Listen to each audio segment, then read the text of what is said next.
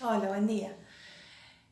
Antes de empezar con la clase quería mostrarles algo, una artesanía que pude conseguir en estos días y que bueno, nos va a acompañar en las clases, en estos videos. Se trata de una lechuza, de una especie de lechuza o búho, como quieran decirle, tallada en madera. ¿m? No sé qué madera es porque la verdad que no lo decía en ningún lado y yo en maderas conozco muy poco, pero es una madera muy liviana. Y bien, por qué comento acerca de esto? Porque ustedes saben que la filosofía se simboliza a través de el mochuelo de Atenea, ¿sí? El mochuelo de Atenea. El mochuelo de Atenea era una lechucita. Ustedes si ven la diosa, ¿quién era Atenea? Atenea era la diosa griega, ¿sí? De la ciudad de Atenas, esta ciudad griega antigua. Era la diosa de la guerra, de la estrategia en combate, de la ciencia, de la sabiduría, ¿sí? Entre otras cosas. Era la diosa patrona de esta ciudad. Bueno, y bueno, se la ve a ella generalmente con una lanza, una especie de lanza, se la representa y con su mochuelo. Este mochuelo o lechuza es símbolo de la sabiduría, ¿sí? Y ustedes saben que filosofía es el amor a la sabiduría. Así que, ¿por qué? Ahora la pregunta, ¿por qué una lechuza? ¿Qué tiene de particular este animal para que represente, para que simbolice a la filosofía? Bien, podemos pensar sobre todo en su visión, en su capacidad de visualizar en la noche. Durante la noche, en la oscuridad, ustedes saben que la lechuza puede orientarse muy bien gracias a esa visión poderosa que tiene en la oscuridad. Por un lado esto, ¿qué es lo que pretende ser la filosofía también? ¿Sí? La filosofía pretende, en medio de la oscuridad de la ignorancia, pretende tener una visión profunda, honda, acerca de la realidad. Bien, la visión también la comparamos con el tema del conocimiento y la luz. Y por otro lado, otra característica de este animal es su capacidad de rotar la cabeza, ¿sí? Casi en 360 grados, es decir, tiene una visión, la lechuza tiene una visión panóptica, decimos, de lado a lado, muy importante. Entonces, bien, lo que pretende ser la filosofía también es esto, poder ver todo, poder tener un panorama bien amplio, prácticamente de la totalidad de la realidad. Así que bueno, les quería presentar el mochuelo. No tiene nombre, pero por ahí les podemos poner un nombre. Y bueno, su símbolo es su símbolo de la filosofía, símbolo de la filosofía, que bueno, nos va a acompañar. Eso era todo. Nos vemos en la clase.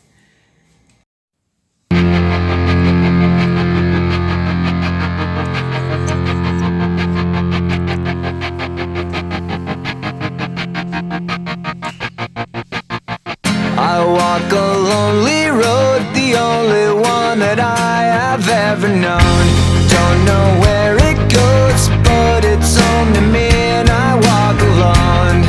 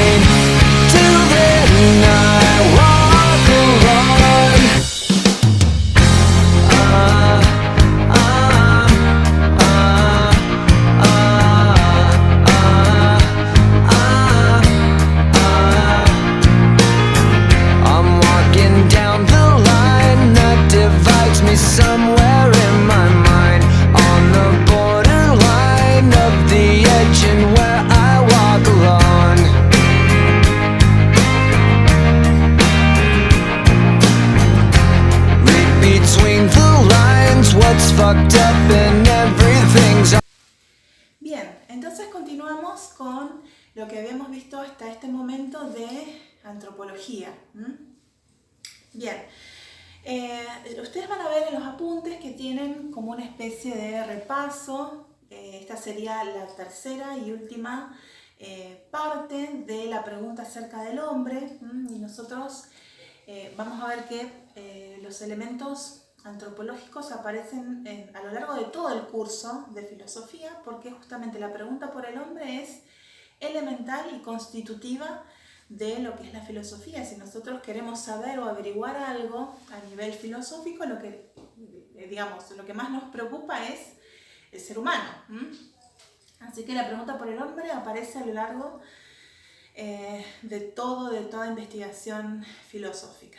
Bien, pero como para tener algunos elementos explícitos y antropológicos, es que, bueno, vimos esto, distinguimos filosofía antropológica y antropología cultural y biológica. Si hicimos esa distinción, ustedes la tienen en el cuadrito de la primera página del apunte, que es este. Es un esquemita conceptual que les va a ayudar a poder sintetizar las ideas.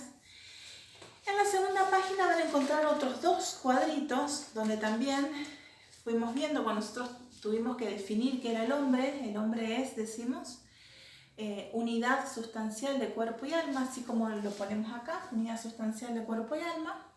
Es decir, somos cuerpo, pero también somos espíritu, ¿sí? Tenemos un alma espiritual. Ustedes van a encontrar quizás algunos autores que no están de acuerdo con esto de que el alma espiritual en el hombre existe. Algunos dicen, no, somos materia, somos cuerpo, y cuando nos morimos se termina todo, dejamos de existir y nada más. Personalmente, yo no estoy de acuerdo con eso, sino que pienso que sí, que tenemos un alma espiritual, por eso lo enseño. Bien, y el tercer cuadrito, ¿sí?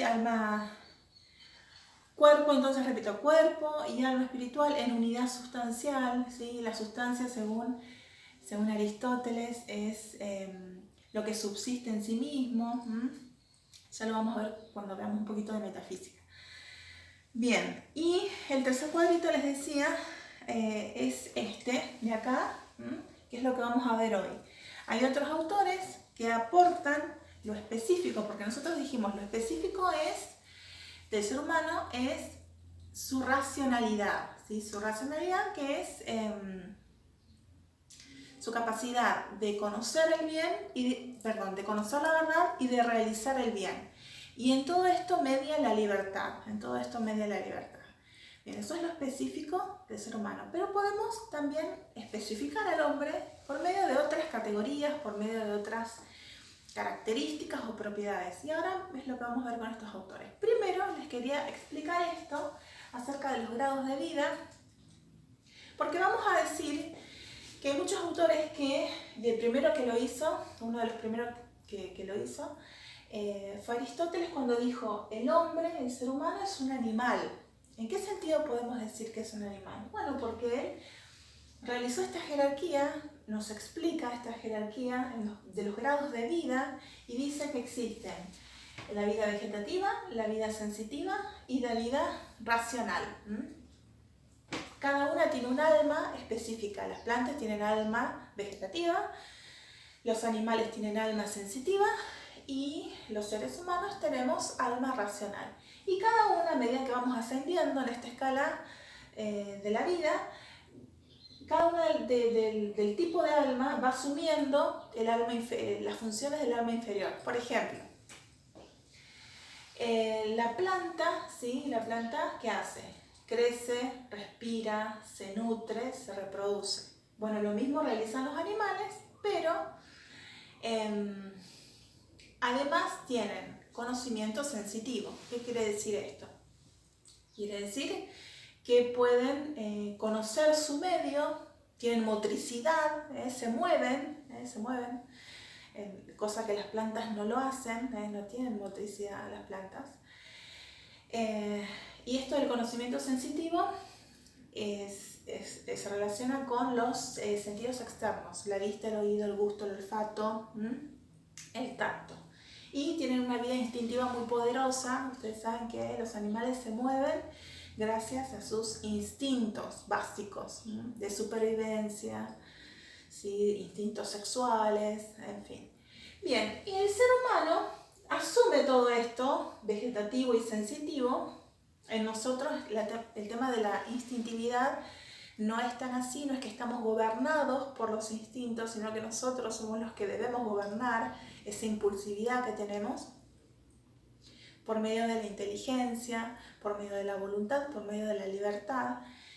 Y entonces, bueno, eso es lo que nos especifica a nosotros, ¿sí? Nosotros somos dueños de toda esta corporalidad y todo el psiquismo que tenemos. Y eso se expresa en el alma espiritual, ¿sí? No tenemos que obligadamente seguir nuestros impulsos. Nosotros podemos decir no ahora, no quiero esto. Bien, nosotros nos autogobernamos. Bien, entonces, vamos con estas definiciones. Primero, animal político lo dice Aristóteles. El ser humano, el hombre es un animal político. Porque en su libro, La política, que me olvidé de traerlo, no lo tengo acá, cuando define el ser humano, dice el hombre es un animal político. ¿Por qué? Bueno, en ese libro habla acerca de los distintos tipos de gobierno que son convenientes para el ser humano. Dice, ¿cuál es el mejor tipo de gobierno para el hombre? Y bueno, habla de la monarquía, de la aristocracia, de la democracia, en fin. No es el tema que nos está ocupando ahora. Pero cuando lo define dice, bueno, el hombre es el animal político, es decir, ¿qué es lo que nos define a nosotros poder participar y poder hacer política? ¿Qué quiere decir esto? Dice, ¿por qué? Porque, es decir, es el único animal que puede gobernarse a sí mismo y a su comunidad. Eso es lo que nos distingue según Aristóteles. Y dice, ¿por qué? Porque tenemos logos, tenemos lenguaje, tenemos habla. Logos es una palabra griega que simboliza todo esto, racionalidad, palabra, lenguaje, discurso. Y somos los que podemos distinguir lo justo de lo injusto. Dice, entonces todos los animales que tienen habla y que pueden distinguir lo justo de lo injusto son aquellos que pueden conformar una ciudad y una casa. Dice, sí, porque cuando él habla, también a él le gusta mucho hacer jerarquizaciones y clasificaciones. En las obras de Aristóteles vamos a ver mucho de eso. Él dice, bueno, habla del Estado, de la ciudad y de la casa o de la familia.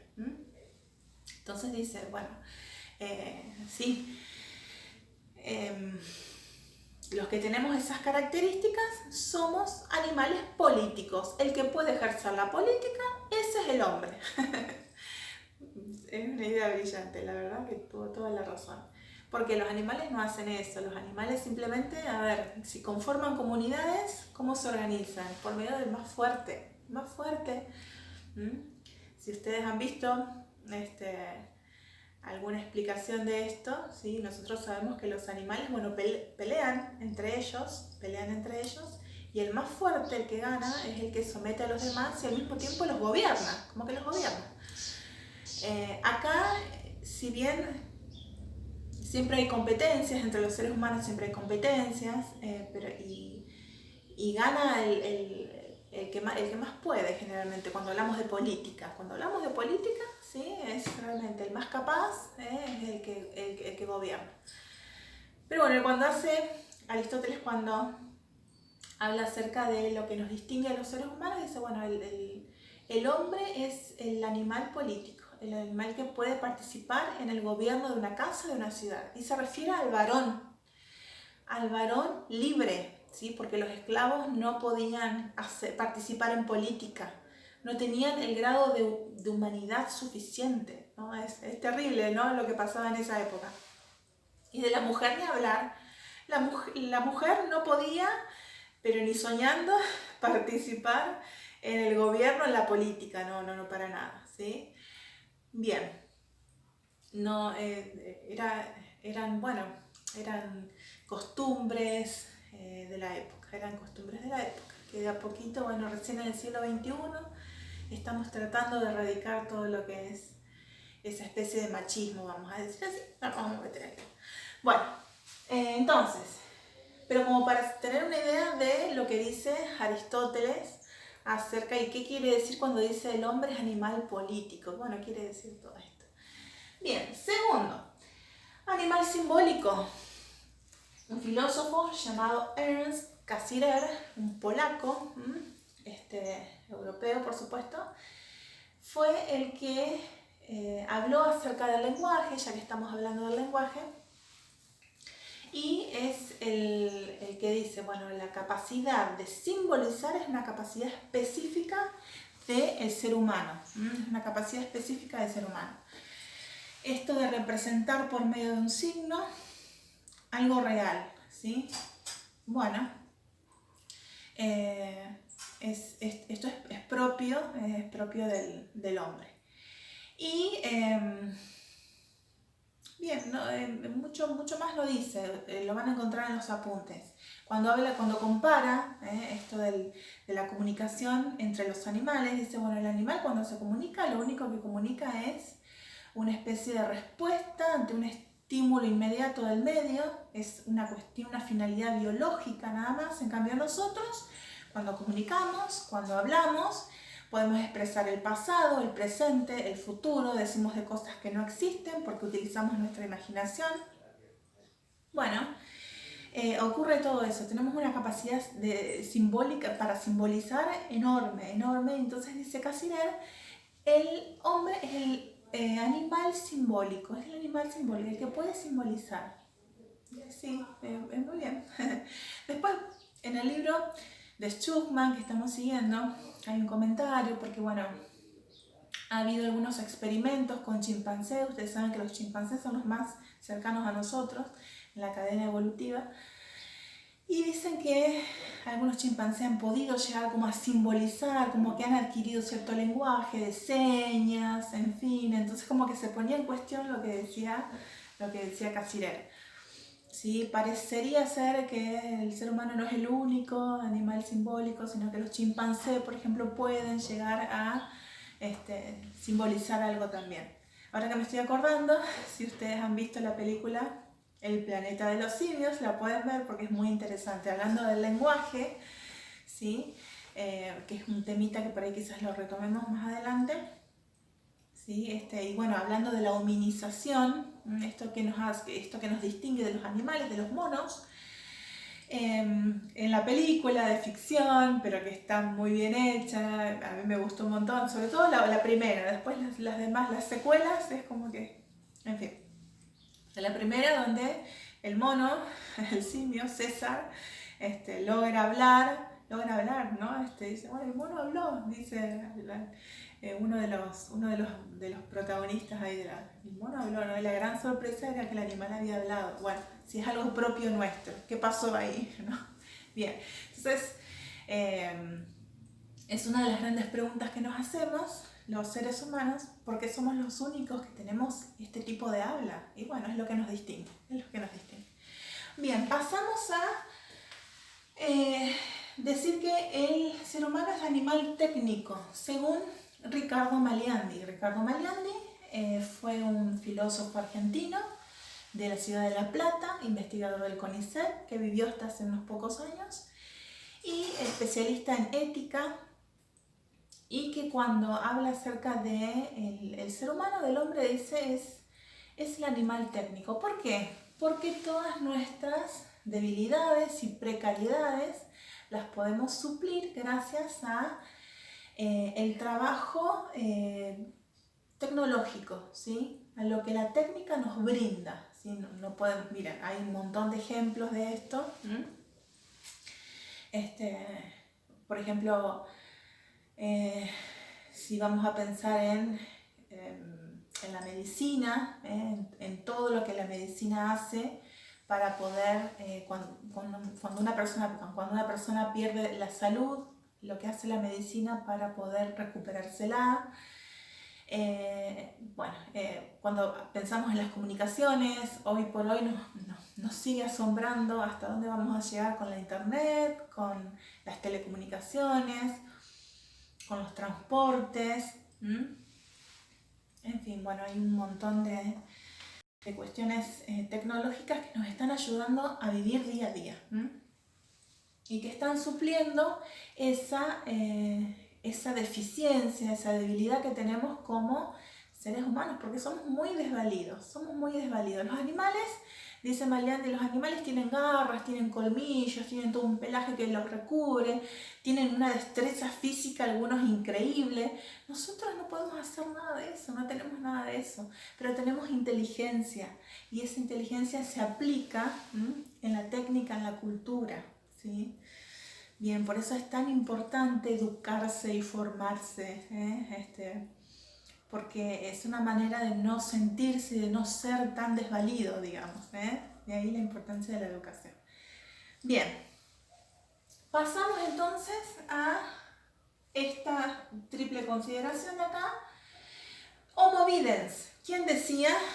Esto todo lo tiene en el apunte, que el hombre es un homo videns, es decir, un hombre que visualiza, que ve, que mira. Bien, Giovanni Sartori, un italiano politólogo que dice que está todo bien esto de las tecnologías, pero fíjense lo que está pasando, que estamos tan expuestos a las pantallas, dice, estamos tan expuestos a las computadoras, a la televisión, a las pantallas en general, hoy día el celular, que estamos perdiendo nuestra capacidad de reflexión y de abstracción, que es lo propio también del ser humano, poder abstraer, ¿sí? Poder, yo les decía, poder distinguir lo específico y lo esencial de cada cosa. La capacidad de abstracción es propia del ser humano, eso sí que no lo hace ningún animal. Y estar expuestos a las pantallas, ver imágenes, dice, lo que hace es atrofiar nuestra capacidad de entender, porque una cosa es ver, ¿sí? Visualizar algo, y otra cosa es entender, comprender. Necesitamos otras habilidades para poder comprender, para poder entender, y eso se logra con la lectura, ¿sí? Estamos pasando de la cultura escrita a la cultura de la imagen, decimos, que tiene sus ventajas y sus desventajas, porque si hablamos de lo que pasa con los chicos hoy en día, ¿sí? Es difícil fomentar la lectura, es difícil cuando hay tantos entretenimientos mucho más llamativos, inmediatos y fáciles de adquirir, como bueno, el tema de las pantallas, que viene con los celulares, las tablets, las computadoras y todo esto. Y lo que necesitamos realmente es reflexionar, pensar. ¿Sí? Una persona necesita pensar, sí o sí. Bien. Después pasamos a lo que dice, a esta caracterización, ser mortal, ¿sí? Bueno, el ser humano, dice Sabater, Fernando Sabater es un español contemporáneo que dice, bueno, en última instancia, el único animal mortal es el ser humano. ¿Por qué? Porque somos los únicos que nos damos cuenta que morimos, que vivimos y que morimos, que los animales eso no lo pueden hacer. Bueno, yo no sé si están así, pero el nivel de conciencia, sí, el nivel de conciencia que tenemos nosotros no es para nada similar a lo que puede llegar a advertir un animal cuando de algún modo se da cuenta que está próximo a la muerte, por ejemplo. Entonces dice, somos los únicos seres mortales. Y para nosotros la muerte no es nada más que un fin biológico. Yo les decía, hay algunos autores que dicen que sí. Unos autores dicen, morimos y listo, se acaba todo. Hay otros autores que dicen no. Sobre todo hay autores que toman, como yo les decía, como cuando hablábamos de San Agustín, por ejemplo, toman elementos de la revelación y dicen, no, hay un más allá, Después de la muerte cambiamos de situación existencial, nada más. No es que todo se termina. Bueno, no vamos a entrar ahí. Lo único que podemos decir, o que la filosofía puede decir, es que la muerte, bueno, es un paso más en la vida. Es un paso más en la vida, es un tema muy angustiante para todas las personas, Si mencionamos a otro autor, por ejemplo, podemos hablar de Martin Heidegger. Martin Heidegger era un filósofo alemán del siglo XX, y Martin Heidegger, cuando también caracteriza al ser humano, dice es el ser para la muerte, el ser humano, ¿sí? ¿Qué quiere decir esto? Bueno, que nuestra vida contempla, visualiza de algún modo la muerte, y que eso es lo que nos da la clave para poder comprender la vida al mismo tiempo, ¿sí? Cuando el hombre se sabe que va a morir, cuando se sabe mortal, cuando contempla ese término de su vida, dice, ahí es cuando se ilumina de algún modo, se los digo con mis palabras, su vida, ¿sí? Se da cuenta de su existencia, de su vida. Bueno, Martin Heidegger y su ser para la muerte. Les digo, la muerte es un gran tema, ¿sí? Y simplemente decimos esto, somos mortales, somos conscientes de que vamos a morir, de que nuestra vida va a terminar, va a declinar en algún momento. Esta vida espacio-temporal, terrenal, en algún momento se termina. Hay algunos autores que dicen cuando se termina, hay otros autores que dicen no, hay un más allá después de la vida. Bueno, es un tema muy controversial, muy abierto para discutirlo muchísimo. Simplemente lo mencionamos, somos seres mortales y esa es una realidad. Bien, y lo último es, somos seres libres. Es decir, tenemos en nuestras manos nuestras decisiones. Y hay dos autores, un autor mejor dicho, que voy a mencionar acá, lo voy a mencionar a Paul Ricoeur, y les leo lo último. Una frase de su libro Poder, Necesidad y Consentimiento, que dice: nos hemos alejado constantemente, a lo largo del libro, nos hemos alejado constantemente de la libertad que inaugura el ser, que va de lo posible al ser para unirnos a una libertad que recorre la necesidad, que se subordina a la iniciativa de las cosas. Esta libertad, según parece, ya no osa, sino que consiente y se rinde. Es decir, cuando él define libertad, Paul Ricoeur, un francés del siglo XX, dice, libertad es consentir a un montón de cosas que no podemos cambiar, vamos a decirlo fácil, ¿sí? Es consentir, es dar mi consentimiento a un montón de cosas que no podemos cambiar. No inauguramos el ser, porque ahí es donde, de algún modo, Ricoeur da otra prueba de que Dios existe, porque dice, nosotros no ponemos el ser lo pone Dios, o sea, ¿sí? Ya vamos a ver si llegamos a ver un poquito acerca de lo que es el ser. Nosotros no podemos crear nada, es lo que yo digo en un seminario que hice, un seminario acerca de Paul Ricoeur. También se los leo. Dice, por su parte, la libertad humana no crea, no genera las cosas de la nada, no pone el ser donde antes no lo había, solo se adhiere o no a la corriente de lo creado, ¿sí? Esta adherencia va desde las cosas materiales hasta los valores morales y espirituales más elevados. El ser humano es capaz de inventar... Disculpen la perrita que se escucha. El ser humano es capaz de inventar artefactos y es capaz de los actos más sublimes y altruistas, de proyectar ingeniosos planes para la consecución de una meta, pero es de nuestra naturaleza aceptar, obedecer, colaborar con lo que otro nos da. Nunca, ese otro se refiere a Dios. Nunca podremos crear un valor moral nuevo ni generar materia de la nada. Esta adherencia a lo sí dado es lo que Ricoeur llama consentimiento. Bueno, ¿sí? Adherirnos a lo que no podemos cambiar. Ahí consentimos, ese es el consentimiento. Bien, y pasamos a las actividades. 3 actividades. Primero, averiguamos quién fue Helen Keller. Helen Keller fue una mujer norteamericana, finales del siglo XIX, mediados del siglo XX, que al año y medio de vida, cuando era una bebé, tuvo una grave enfermedad que la hizo quedar sordociega, ¿sí? Sin la vista y sin el oído, sin esos sentidos. Sin embargo, a pesar de mucha dificultad, ella terminó siendo una escritora, una personalidad muy, muy reconocida, ¿sí? por la cultura norteamericana, uno de los exponentes, digamos, más reconocidos de la cultura norteamericana, Helen Keller, ¿sí? Esta mujer que sobrellevó toda esa discapacidad suya y bueno, se convirtió en una de las primeras mujeres en recibir en su condición en recibir un título universitario, por ejemplo, ¿sí? Entonces, bueno, averiguamos quién fue Helen Keller y por qué es todo un ejemplo de desarrollo de la capacidad humana de simbolismo más allá de los sentidos externos de la vista y el oído.